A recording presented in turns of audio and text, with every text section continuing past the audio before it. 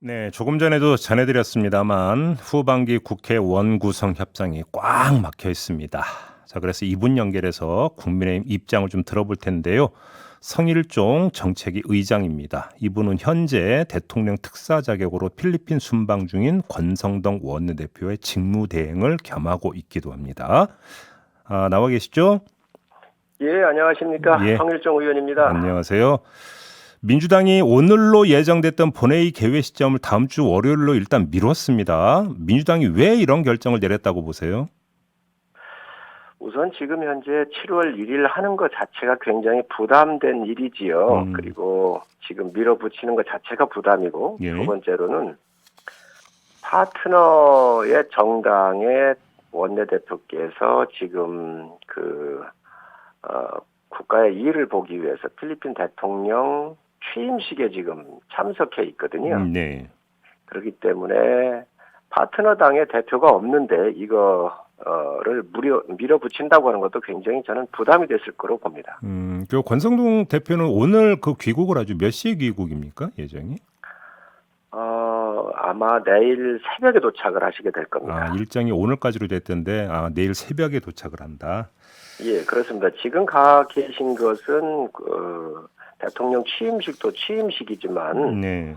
외교라고 하는 것은 상당히 오랫동안 협의가 되는 거잖아요. 그리고 원전이나 방산과 관련된 여러 가지 일들이 지금 많이 있습니다. 그래서 국가적인 큰 측면에서 보면 국익과 관련되기 때문에 비교적 여권 내에서 좀 위치가 있는 분이 가시게 된 거죠.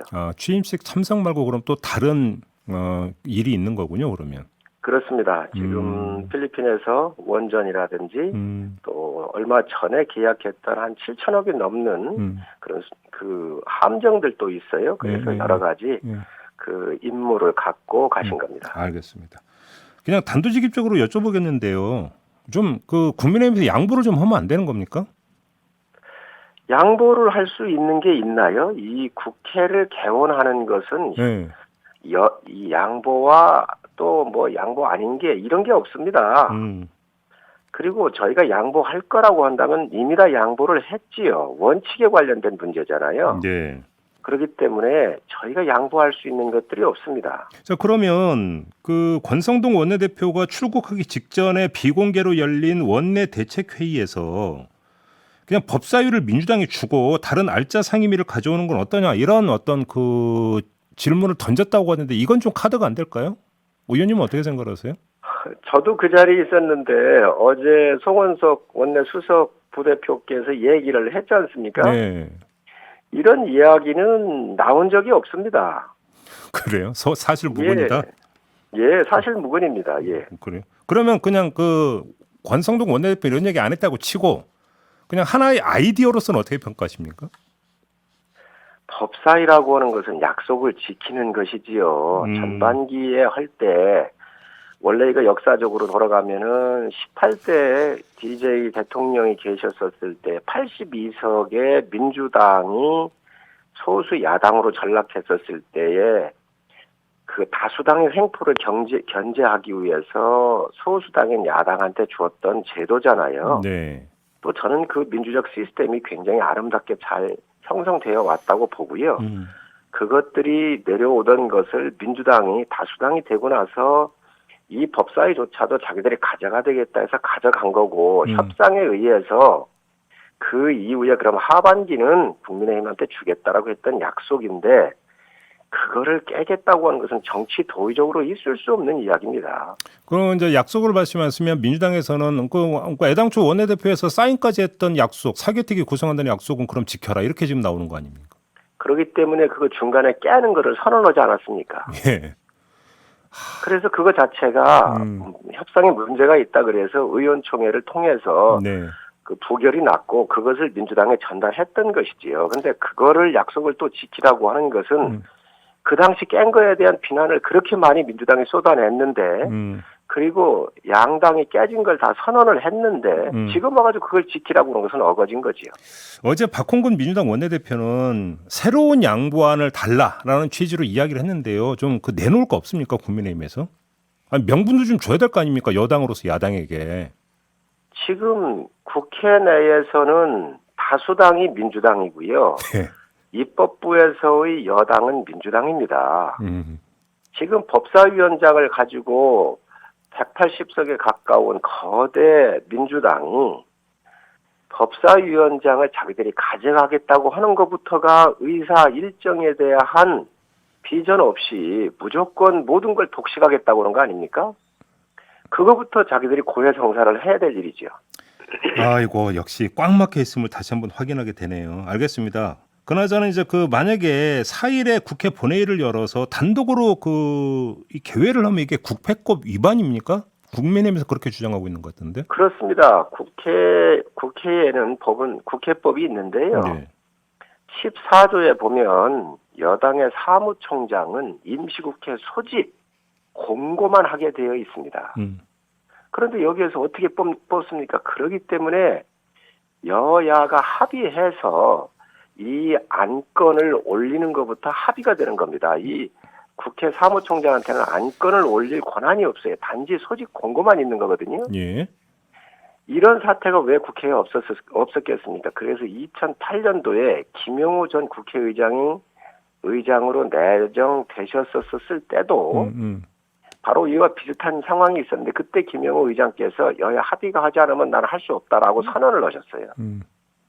그래서 이 법이 지금까지 지켜져 왔고 이런 선례가 온 건데 지금 이거에 대해서 다 무시하고 그 사무총장을 통해서 이 소집 공고만 할 수 있는 것을 확대해서 건 것이 지금 현재 여당의 상황입니다. 알겠습니다.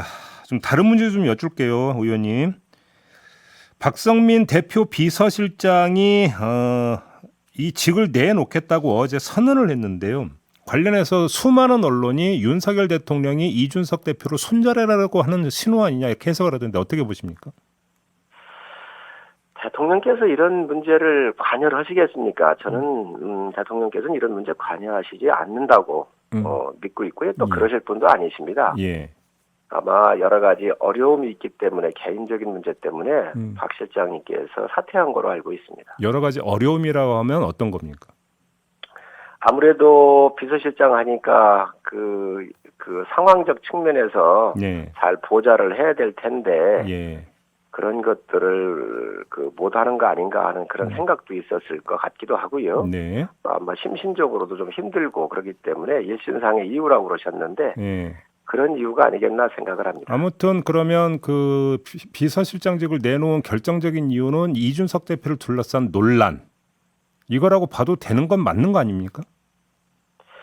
그거를 제가 만나보지도 않았고 물어보지도 않았는데 제가 대답할 사항은 아닌 것 같고요. 예. 제 추측에는 여러 가지 그 힘든 상황이 있었지 않겠나 생각을 합니다. 아 그래요. 그러면 그 힘든 상황이라고 하는 게 혹시 그 이준석 대표와 이른바 친윤계 인사들 사이에서 이른바 끼어 있다라고 하는 그 상황을 말씀하시는 걸로 이해를 해도 되겠습니까?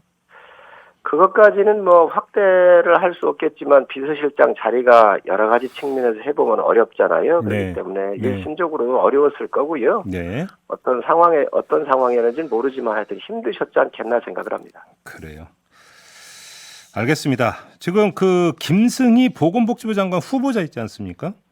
예. 중앙선관위가 정치자금법 위반 혐의로 대검에 수사를 의뢰했는데 이런 분이 장관 임명장을 받을 수 있는 걸까요? 그러게 이제 새로운 사실들이 지금 나온 것이지요. 예. 국회의원 하실 때에 이제 후원금을 가지고 사적으로 아마 썼다라는 예. 그런 부분이 있는 것 같은데 제가 볼 때는 어쨌든 바람직하지 않다고 생각을 합니다. 아.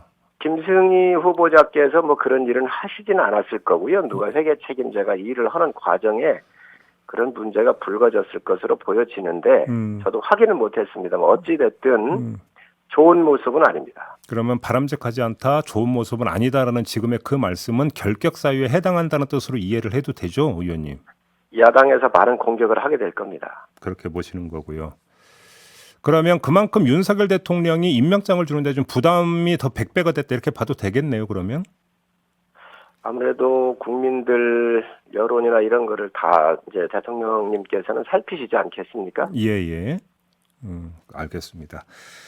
지금 최근에 윤석열 대통령의 국정 수행 지지도가 계속 내려가면서 오히려 부정평가가 그러니까 더 많이 나오는 걸로 이른바 데드크로스 현상이 나타나고 있는데 당에서는 이 상황을 지금 어떻게 지금 보고 계세요? 심각성을 어떻게 보고 계십니까?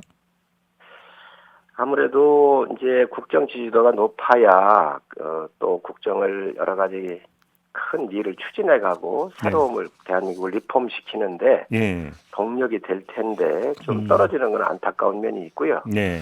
제가 볼 때는 뭐 여도 마찬가지고 야도 마찬가지인데 아무래도 당 내부적인 측면에 대통령의 일하시는 것보다는 당 내부에 있는 이런 갈등의 문제를 바라보는 곱지 않은 국민들의 시선이 반영된 거라고 생각을 하고요. 그렇게 보시고. 대통령께서는 굉장히 열심히 하시지요. 나토에 가셔도 굉장히 성과를 내셨고 아마 잘 열심히 하고 계신데 당이 좀 그런 면에서는 뒷받침을 못하고 있다고 생각을 합니다. 그래요. 그럼 혹시 나토 정상회의 참석이라고 하는 게 여론 반전의 하나의 계기가 된다 이렇게 혹시 내다보십니까?